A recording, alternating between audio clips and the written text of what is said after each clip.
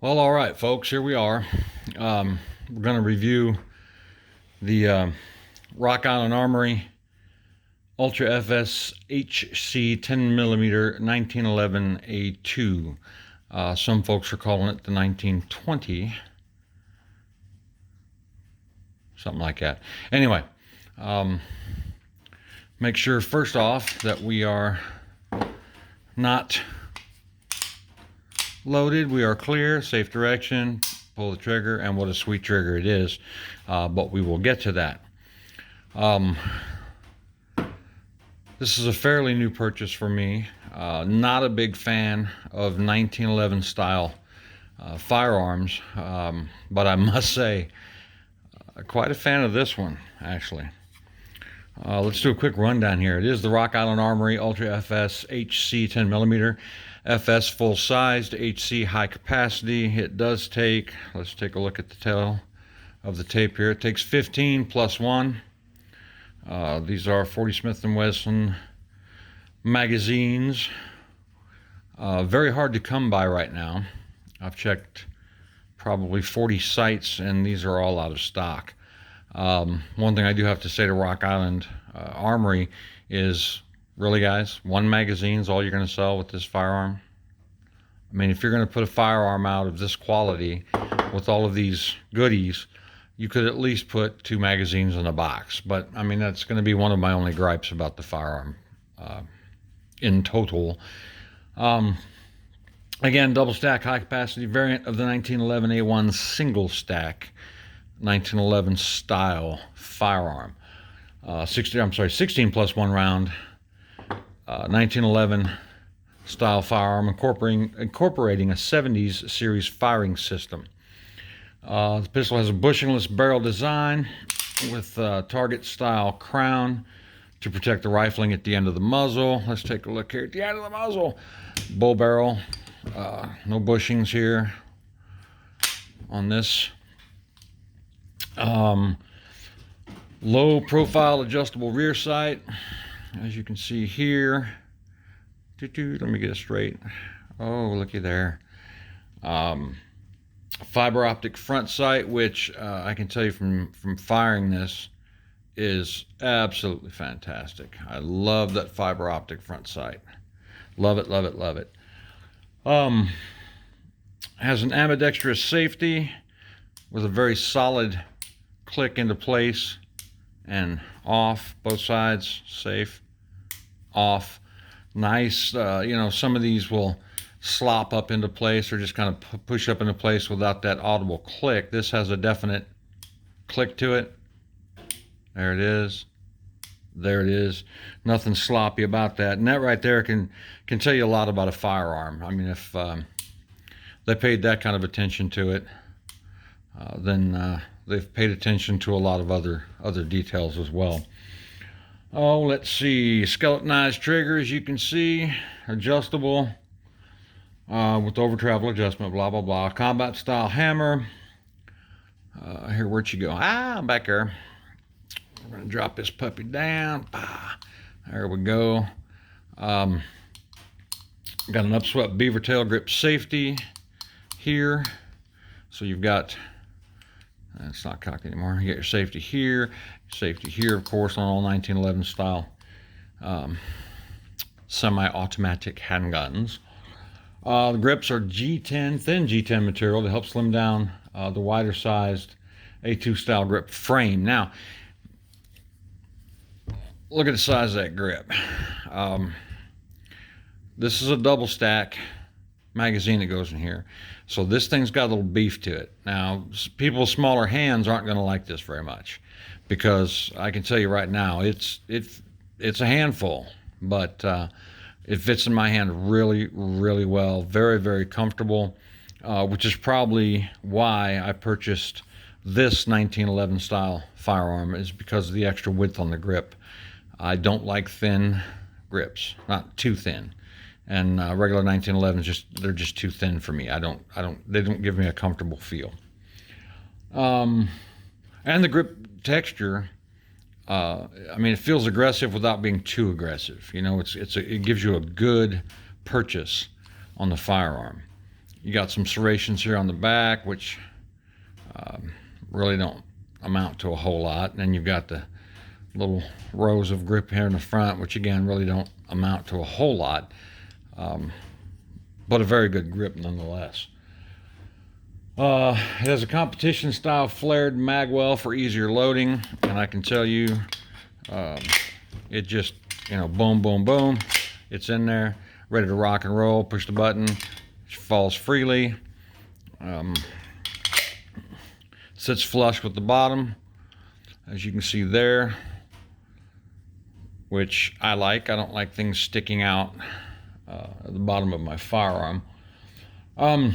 The trigger on this averages about 4 pounds. Little trigger test here. Just a little bit of take up here. Not even, I don't think, 1/4 of an inch, and then bang. Nice crisp trigger. And here's your reset. Turn it this way and let go.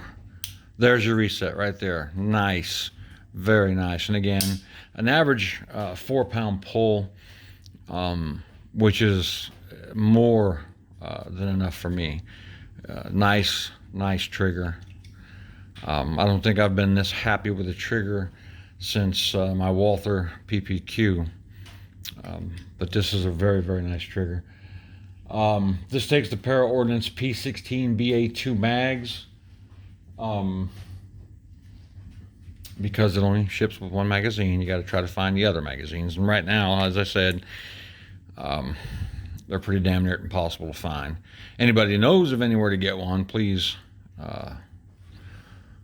holler my way so I can pick up an extra one or two. Recoil on this is slightly stronger than the 45, but not horribly so. I mean, you can tell a bit of a difference, but not so much that it, you know, it makes you go, wow, what a recoil. No, it's got a nice recoil to it. Very easy to get back down on target quickly. Accurate right out of the box, folks. I took all of my kids out today to shoot, and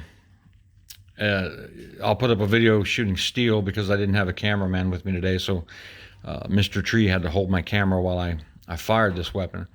I'm sorry, firearm. From 5 yards, 10 yards, and 15 yards, I drew a 3 1/4 inch circle on paper and did 5 round shots. All of them inside the 3 1/4 inch circle, nothing outside. Then I drew a 6 inch circle, went back to 15 yards and put 16 out of 20. Actually, I put 20 out of 20, but into the 6 inch circle.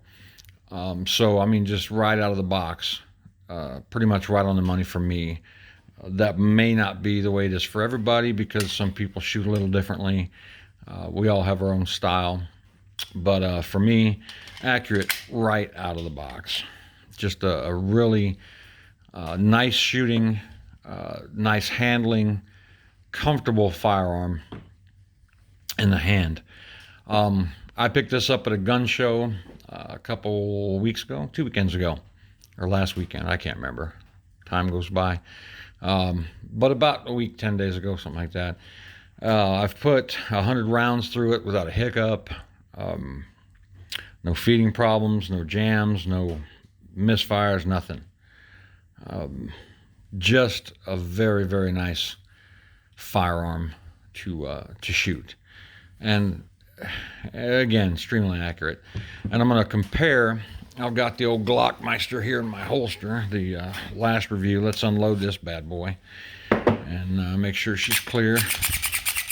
Safe area, pink. I'm going to compare grip sizes from the 45 gap, which is this one here, to the 1911, and you can tell this boy's got a little more grip to her. This 45 gap was made to help people with smaller hands grasp and fire a 45 caliber. This little hands aren't going to like this firearm. It's just that simple. Gonna have to have some beefy paws, But other than that, we reviewed this one last time, which still is a fantastic. This is my EDC. Still love that gun, but the 1911 A2 10mm from Rock Island Armory. There's a little logo, Rock Island. Can't say enough about it.